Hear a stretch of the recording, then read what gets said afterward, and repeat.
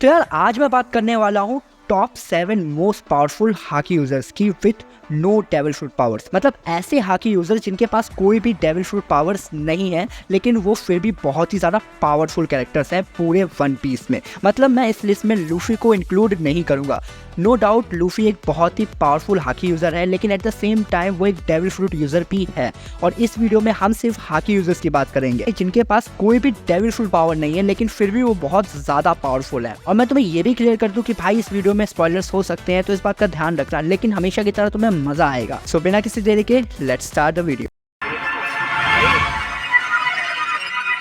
तो भाई हमारी लिस्ट की शुरुआत होती है नंबर 7 से, जिस पे आता है हमारा रोरोनोआ ज़ोरो। और अगर तुम एक वन पीस फैन हो तो मुझे तुम्हें बताने की ज़रूरत नहीं है कि ज़ोरो कितना ज़्यादा पावरफुल कैरेक्टर है। और ज़ोरो दूसरा वो बंदा है जिसने ओडेन के बाद काइडो को एक परमानेंट स्कार दिया था और एट द सेम टाइम उसी के राइट हैंड मैन किंग को भी हराया उसने। तो और जैसा कि हमने देखा भी है एनीमे में कि अब वो कॉन्करर हाकी भी पोजेस करता है। मतलब भाई समझदार को इशारा ही काफ़ी है कि अब ज़ोरो कितना ज़्यादा पावरफुल हो चुका है, वो भी बिना किसी डेविल फ्रूट पावर के। अब तुम इसी से पता लगा सकते हो कि ज़ोरो कितना पावरफुल है और वो डेफिनेटली डिजर्व करता है भाई इस लिस्ट में होना। और लिस्ट में आगे बढ़ते हुए हमारी 6th पोजीशन पे आता है वर्ल्ड स्ट्रॉन्गेस्ट स्वॉर्ड्समैन ड्रैकुल मीहॉक। और भाई इसका सिर्फ नाम ही काफ़ी है क्योंकि तुम मीहॉक की पावर का इसी बात से अंदाज़ा लगा सकते हो कि जहाँ सी में लोग अपने क्रू के साथ घूमते हैं ये बंदा अकेले ही ट्रैवल करता है। मतलब जब इसका इंट्रोडक्शन हुआ था इसने सिर्फ एक अटैक में डॉन क्रीक का पूरा शिप तबाह कर दिया था। और भाई इसने क्या हालत की थी ज़ोरो की। हाँ मुझे पता है भाई ज़ोरो उतने समय उतना ज़्यादा पावरफुल नहीं था लेकिन फिर भी वर्ल्ड स्ट्रॉन्गेस्ट स्वॉर्ड्समैन का टाइटल लेना भाई कोई बच्चों का खेल तो है नहीं। और भाई इसको ये टाइटल मिला हुआ है तो तुम इसी से अंदाज़ा लगा सकते हो कि कितना पावरफुल है। एट द सेम टाइम हमें ये भी बताया गया है कि ये शैंक्स का राइवल रह चुका है। मतलब दोनों सालों पहले ड्यूल किया करते थे और उसका कोई भी रिजल्ट नहीं आता था, दोनों ड्रॉ किया करते थे।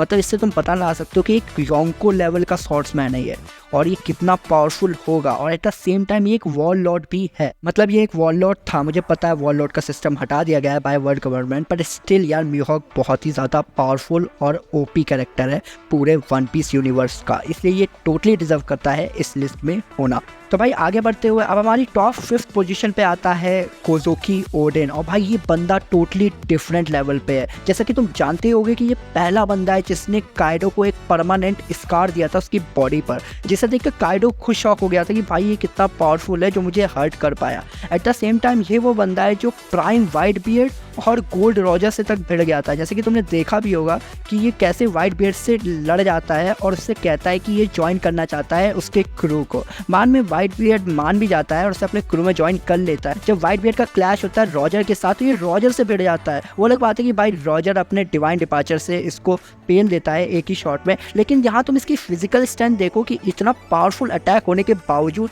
बंदा नॉकआउट नहीं होता, मतलब तुरंत ही रिकवर हो जाता है। मतलब बहुत पीछे जाके तो गिरता है लेकिन तुरंत ही रिकवर हो जाता है।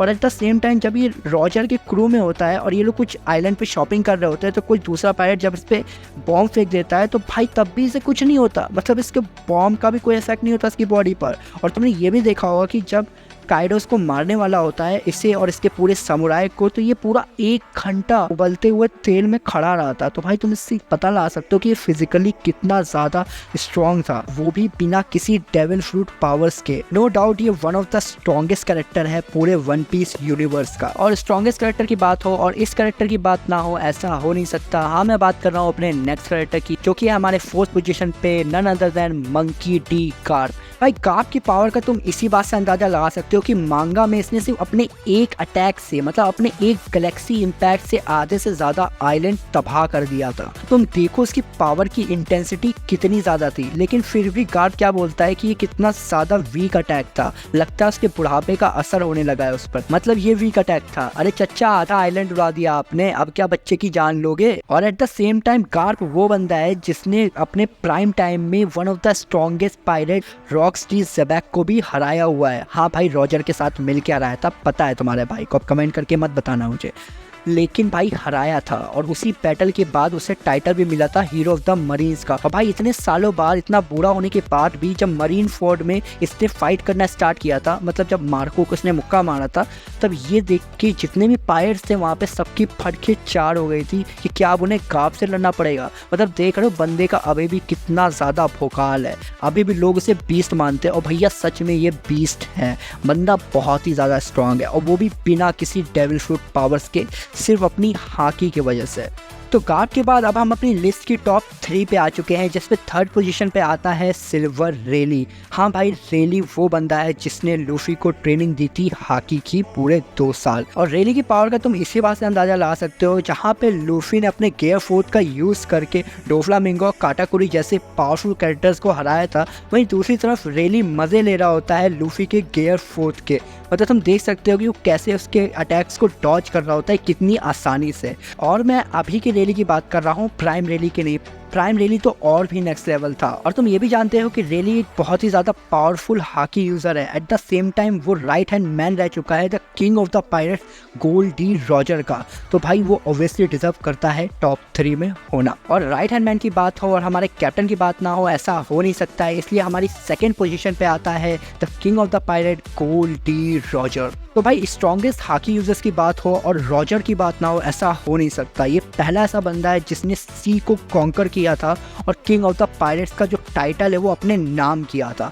ये वो बंदा है जिसने न्यू एरा भी चालू किया था पायरेट्स के लिए। मतलब सोचो यार, ये बंदा कितना ज़्यादा अमेजिंग है। और रॉजर लास्ट टेल भी जा चुका है, मतलब उसको जो सीक्रेट्स है वॉइड सेंचुरी के और जितने भी सीक्रेट्स वर्ल्ड गवर्नमेंट ने छुपाए हैं दुनिया से, वो सारे उसे और उसके क्रू को पता है। और ये बात यहाँ पे रेली ने कंफर्म भी की थी सबोडी आइलैंड पे जब वो स्ट्रॉ हैट से मिलता है। और रॉजर इतना ज़्यादा पावरफुल है कि इसके पूरे लाइफ स्पैन में कोई भी मरीन ऑफिसर इसे कभी भी कैप्चर नहीं कर पाया।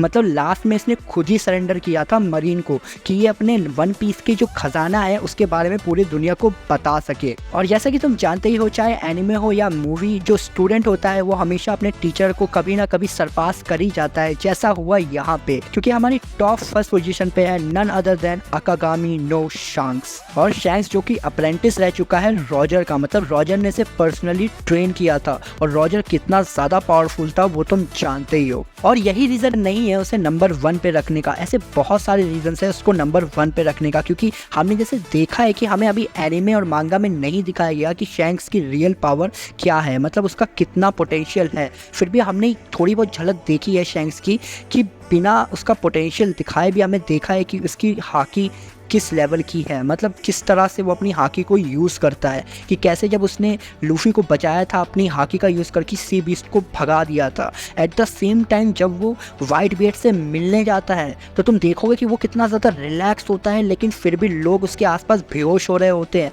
नॉकआउट हो रहे होते हैं, कुछ तो मुँह से झाग छोड़ रहे होते हैं। एट द सेम टाइम वो इतना रिलैक्स होता है, तब भी वाइट बियर्ड की जो शिप होती है वो क्रैक हो रही होती है। भाई हमने ऐसा कभी नहीं देखा किसी हाकी यूजर्स को होते हुए।